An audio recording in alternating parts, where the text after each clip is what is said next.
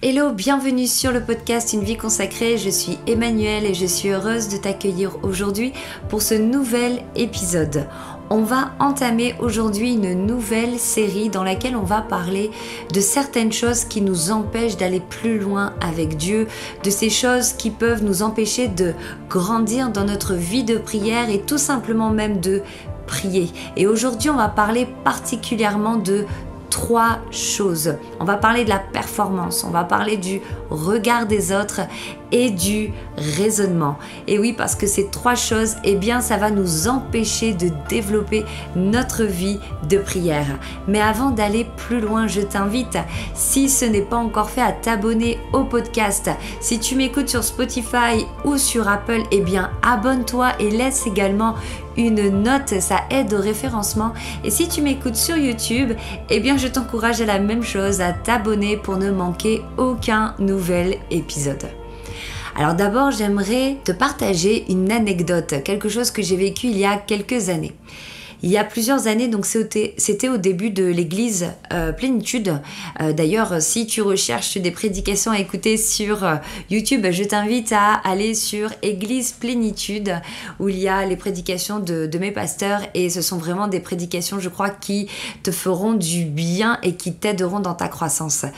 Et donc, on était en 2020 à peu près, je pense. 2020, c'était Covid. Et puis on faisait des petites réunions de Zoom. On était très peu, à peine une poignée voilà, une dizaine de personnes. Et ça faisait déjà quelques réunions qu'on faisait. On faisait des réunions de prière. Et puis moi, je sentais dans mon cœur, j'avais envie de prier, mais je n'osais pas. Et pourquoi je n'osais pas ? Eh bien, tout simplement parce que j'ai grandi dans un milieu quand même assez religieux, dans des églises religieuses, où on était fermé à la vie de l'esprit et donc au don de l'esprit. Donc, tout ce que je pouvais voir, c'était des prières. Oui, je voyais des gens prier autour de moi, mais je ne voyais pas la vie de l'esprit. Alors, est-ce qu'il n'y avait pas du tout la vie de l'esprit ? C'est pas ce que je suis en train de dire. Mais je dis juste que, à mes yeux, lorsque j'étais enfant, je ne voyais pas ça. Et je voyais même des fois, par exemple, dans l'église dans laquelle j'ai grandi, quand on voulait prier, il fallait se lever. Bon, on était une petite assemblée, il fallait se lever. Il fallait élever la voix, tout le monde t'écoutait, tout le monde se taisait. Donc, il y avait un silence, on écoutait la personne prier, puis après, c'était à une autre personne.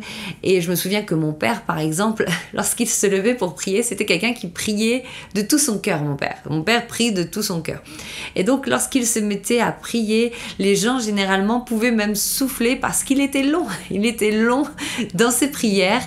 Et donc, du coup, les gens s'ennuyaient lorsqu'il priait. Et moi-même, d'ailleurs, j'ai soufflé plusieurs fois quand j'étais jeune.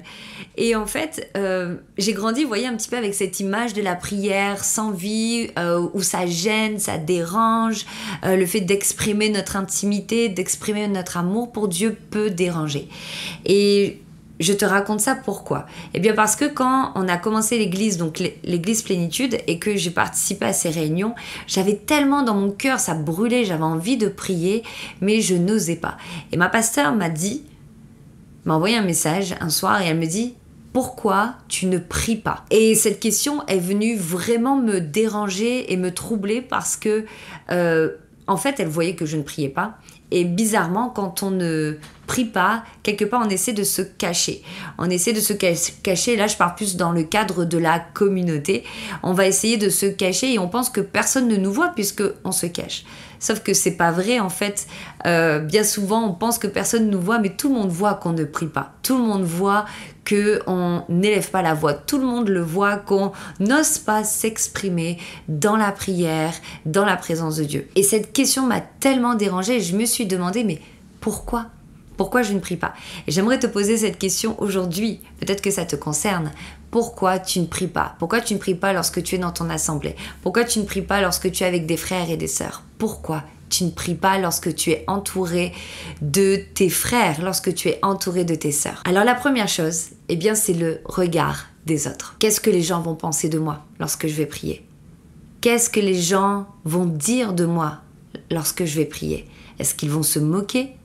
Est-ce qu'ils vont se dire, mais vraiment, la fille, on voit qu'elle n'est pas spirituelle, on voit qu'elle n'est pas assez, qu'elle passe pas de temps avec Dieu, on voit que, en fait, on a peur de dévoiler notre intimité et on a peur du jugement des autres. On va peut-être même avoir cette pensée d'avoir honte. J'ai honte peut-être de la façon dont je prie, dont la manière de je m'exprime. Parfois, on va voir des personnes dans l'église, ça peut être des autorités, ça peut être des pasteurs, des leaders qui vont prier, et puis on va se dire « Ah, mais il prie tellement bien, il prie tellement bien ». C'est tout ce que je voulais dire, sauf que moi, je n'arrive pas à l'exprimer de la même manière.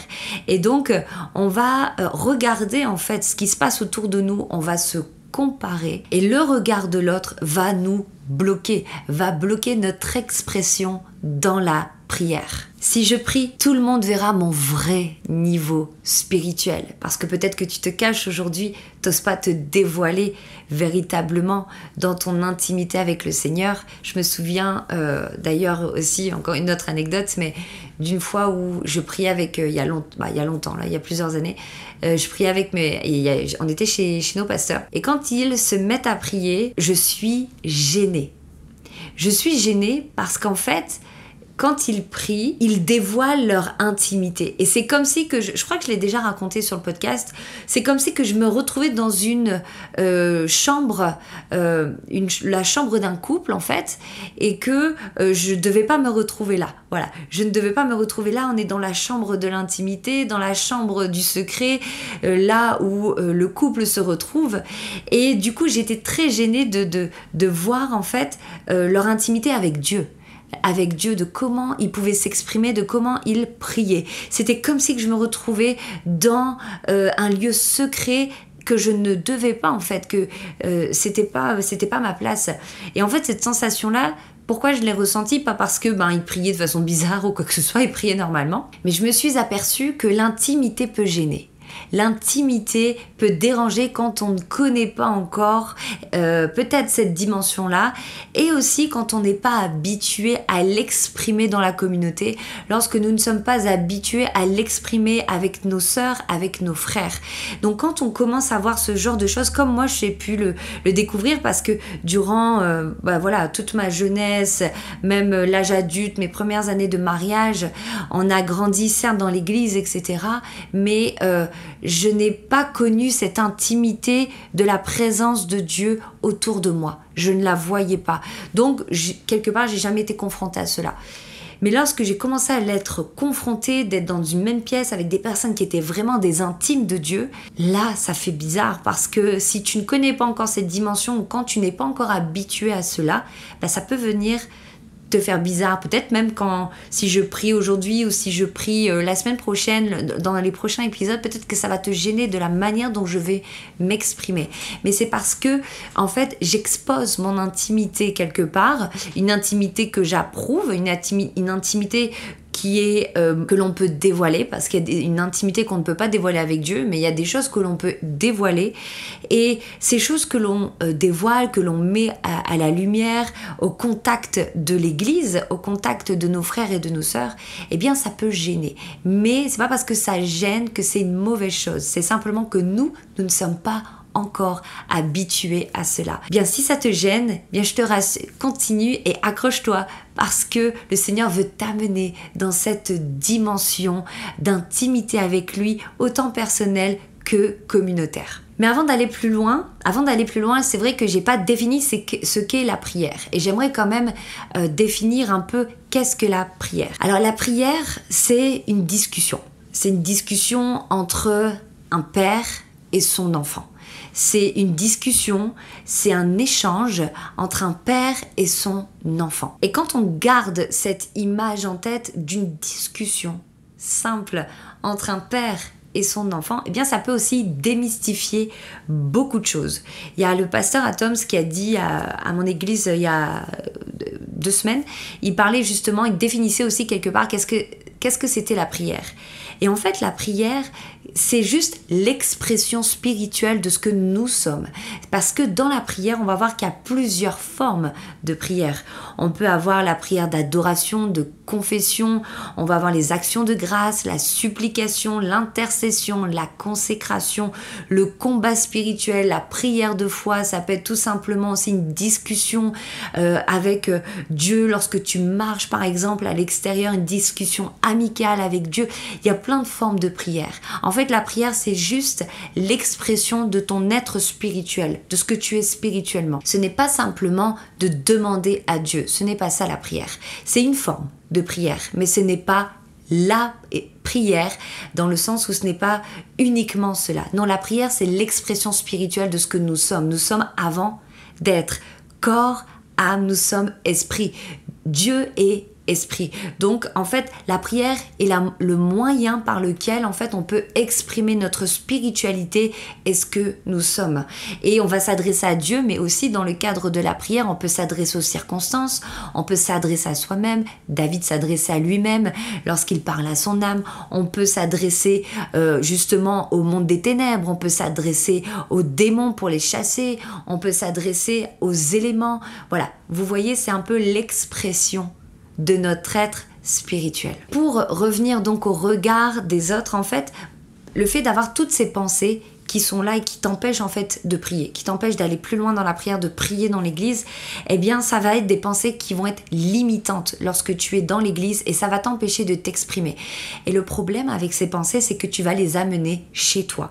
Donc quand tu vas ramener ces pensées chez toi, ça va venir aussi quelque part brouiller ton intimité. Parce que je crois aussi qu'il y a une grâce de croissance dans la communauté. C'est-à-dire que lorsque nous sommes dans la communauté, c'est-à-dire entre frères, entre sœurs, Dieu au contact des uns et des autres, lorsqu'on entend la prière de l'un, lorsque nous-mêmes on s'exprime et lorsque quelqu'un entend notre prière, il y a une grâce de croissance au milieu de nous que l'on peut se priver en fait lorsqu'on se retient.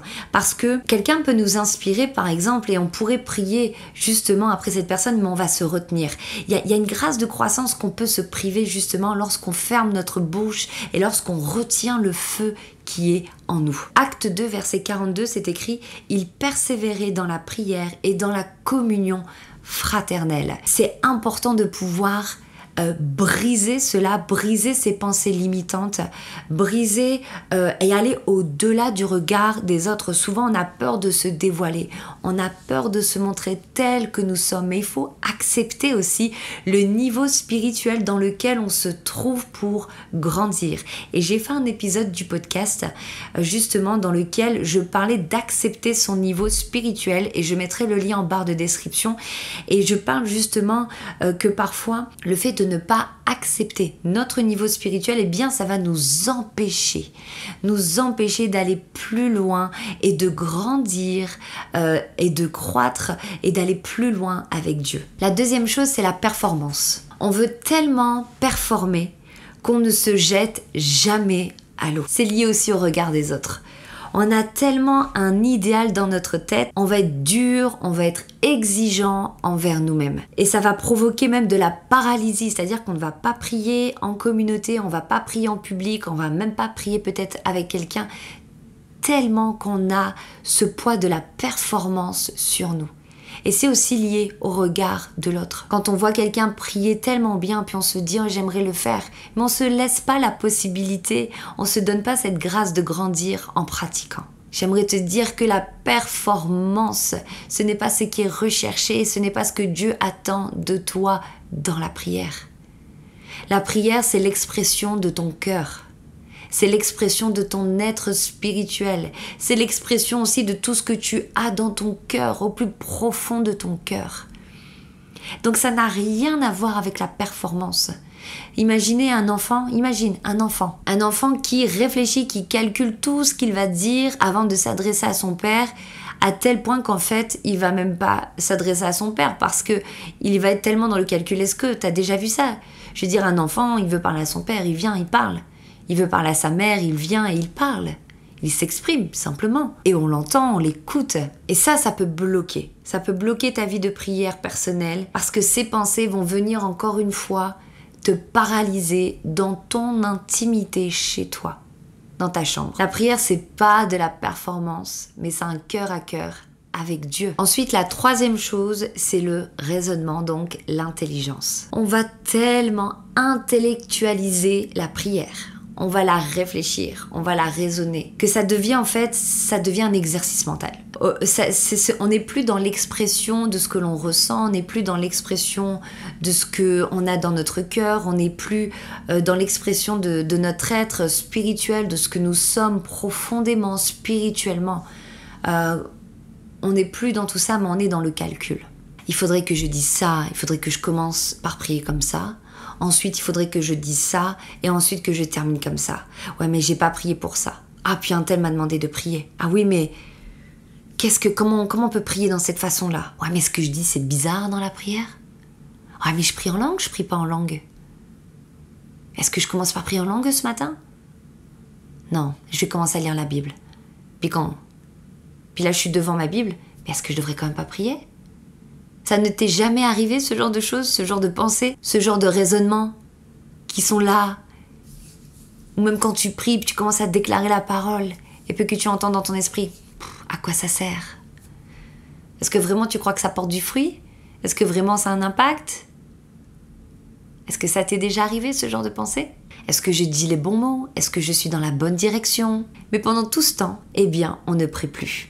Dans Proverbes 3, verset 5, « Confie-toi en l'Éternel de tout ton cœur et ne t'appuie pas sur ton intelligence. » Fais confiance à Dieu. Lorsque tu pries, laisse ton cœur s'ouvrir à Dieu. Prie en langue, prie et prie en langue. Ça va t'édifier, ça va t'amener aussi à prier dans la bonne direction. Et d'ailleurs, je vais faire un épisode sur la prière en langue dans quelques semaines. J'aimerais te donner 3 conseils. 3 conseils pour sortir de ces limitations que tu vis aujourd'hui. Le premier, expose tes pensées à la parole de Dieu. Il est temps que tu arrêtes avec ces pensées. Arrête de les laisser, c'est comme une toile qui se tisse dans ta tête, dans tes pensées, et ça commence par une petite pensée, puis en fait après ça en devient une autre, encore une autre, et après ça devient toute une toile à l'intérieur. Il faut que tu arrêtes de laisser ou même de procrastiner, de dire je vais traiter ça plus tard, et au final tu le fais jamais, puis ces pensées reviennent encore, et elles sont toujours là.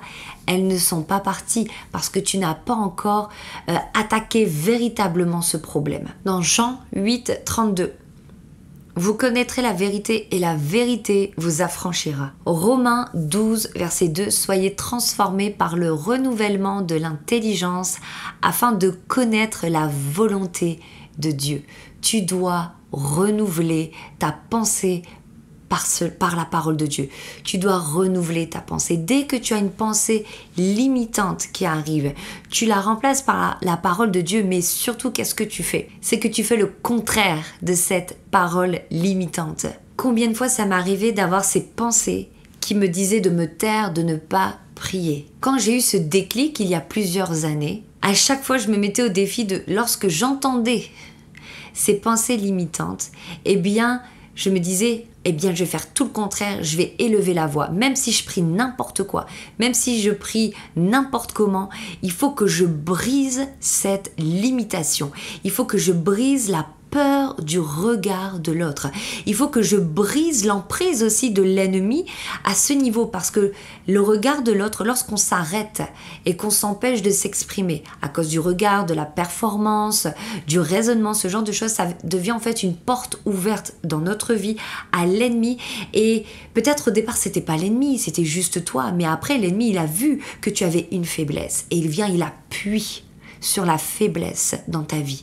Il appuie pour te garder quelque part dans des formes de limitation, te garder à ce niveau-là, alors que Dieu t'appelle à aller tellement plus loin. Et c'est ça, il veut tellement t'amener plus loin avec lui. Alors qu'est-ce que tu dois faire? C'est que tu déclares la parole de Dieu, mais à chaque fois que tu entends ne prie pas, alors prie. Même si c'est 3 mots, mais prie. Lève-toi dans la prière et prie. Arrête d'écouter ces paroles et prie encore et encore. Prie. C'est comme des coups d'épée que tu mets dans le camp adverse. À chaque fois que l'ennemi t'attaque, tu viens avec l'épée de la parole de Dieu et tu avances pas à pas, à chaque fois que tu élèves ta voix, à chaque fois que tu déclares la parole de Dieu, c'est l'épée de l'esprit que tu brandis. Et à chaque fois que tu brandis cette épée de l'esprit, l'ennemi recule et ses limitations, elles, reculent avec. Alors prie. La deuxième chose que je peux te conseiller aujourd'hui, c'est de mourir au regard des autres. La prière, c'est un acte d'humilité et c'est pas une démonstration. Donc comme je te disais, obéis, même si tu n'as pas envie. Il faut que tu casses ce cycle avec ton action. Il faut que tu casses ce cycle par la foi. La foi, elle se démontre. La foi, c'est pas juste de croire dans son cœur. Et notre vie n'exprime pas notre foi, non. La foi se démontre par des actions. Jacques 4, verset 10. « Humiliez-vous devant le Seigneur et il vous élèvera. » Plus tu t'oublies, plus Jésus peut prendre sa place en toi. Plus il peut aussi s'exprimer au travers de toi. Plus le Saint-Esprit aussi peut s'exprimer en toi. Et la troisième chose, lâche le contrôle et accepte de ne pas tout comprendre. Hébreux 11, 6. Sans la foi, il est impossible d'être agréable à Dieu. La prière, ça demande aussi de la foi. De s'attendre à Dieu lorsqu'on prie. De croire qu'il existe et qu'il est le rémunérateur de ceux qui le cherchent. Lorsqu'on rentre dans la prière, nous devons mettre notre intelligence de côté. Pas que on méprise notre intelligence, loin de là. Mais on veut mettre en avant l'esprit qui vit en nous. Et l'esprit va utiliser ton intelligence. Proverbe 3, 5, 6, ne t'appuie pas sur ton intelligence, reconnais-le dans toutes tes voies et il aplanira tes sentiers. Alors apprendre à prier, c'est apprendre à ne pas tout maîtriser.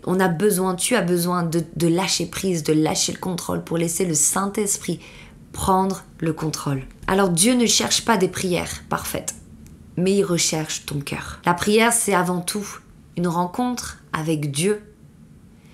C'est l'expression de qui tu es spirituellement. Alors, je veux t'encourager aujourd'hui à ne plus laisser le regard des autres t'empêcher de t'exprimer, t'empêcher d'aller plus loin dans sa présence, de ne plus laisser la performance et le raisonnement te priver des grâces qui se trouvent dans la présence de Dieu. Parce que qui est pénalisé? Eh bien c'est toi. C'est toi qui ne grandis pas et c'est toi qui ne vas pas plus loin dans ce domaine. Et il y a tellement de choses que le Seigneur veut te dire, il y a tellement de choses que le Seigneur veut te révéler. Alors je vais juste prier quelques instants pour terminer cet épisode aujourd'hui. Père éternel, on vient devant toi.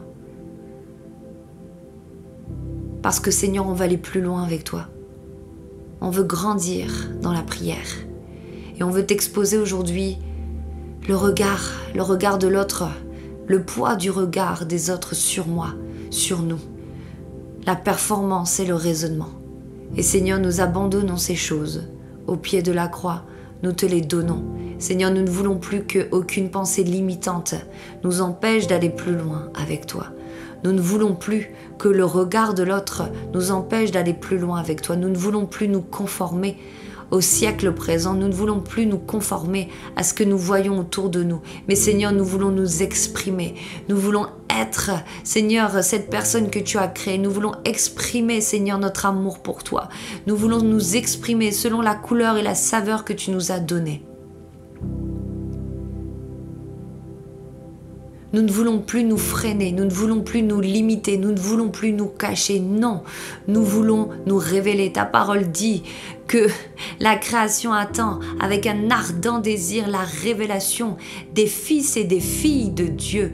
Et Seigneur, alors que nous écoutons ces paroles limitantes, nous empêchons la révélation de qui nous sommes. Et Seigneur, nous voulons rentrer dans cette révélation. Nous voulons marcher en étant révélés. Révélés dans qui nous sommes, révélés dans l'intimité. Et également aussi accepter le niveau dans lequel on se trouve aujourd'hui pour pouvoir grandir, aller plus loin avec toi, Seigneur, parce que ce n'est pas une question de l'autre, mais c'est une question de toi, c'est une question de moi, c'est une question d'intimité, c'est une question aussi de destinée, c'est une question, Seigneur Jésus, d'œuvre, c'est une question de plan, c'est une question, Seigneur, de croissance, c'est une question, Jésus, d'amour avec toi. Et Seigneur, il y a tellement de choses qui se trouvent dans la prière, voilà pourquoi c'est tellement combattu. Mais Seigneur, nous te présentons toutes ces limitations. Nous les abandonnons et nous déclarons aujourd'hui que nous nous levons dans la prière. Et tu peux le dire chez toi, je me lève dans la prière. Je me lève dans la prière. Je me lève de ces cendres afin que la gloire de Dieu puisse luire sur moi, afin que la gloire de Dieu puisse rayonner sur mon visage et que je sois révélée, révélée dans mon être spirituel, révélée spirituellement, révélée dans qui je suis profondément.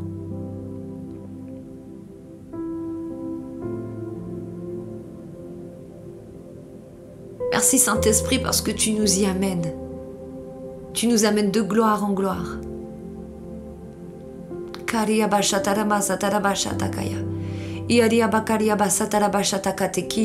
Merci parce que tu retires ce manteau de limitation, ce manteau de cendre.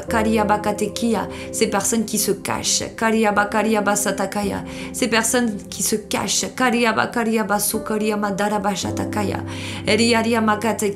Ces personnes qui se limitent. Tu retires ce manteau aujourd'hui. Ah baba sokaramashatakaya. Enlever ce manteau, c'est aussi se montrer tel que nous sommes et accepter la vulnérabilité. Et nous acceptons cette vulnérabilité pour que tu te glorifies en nous. Gloire à toi. Amen.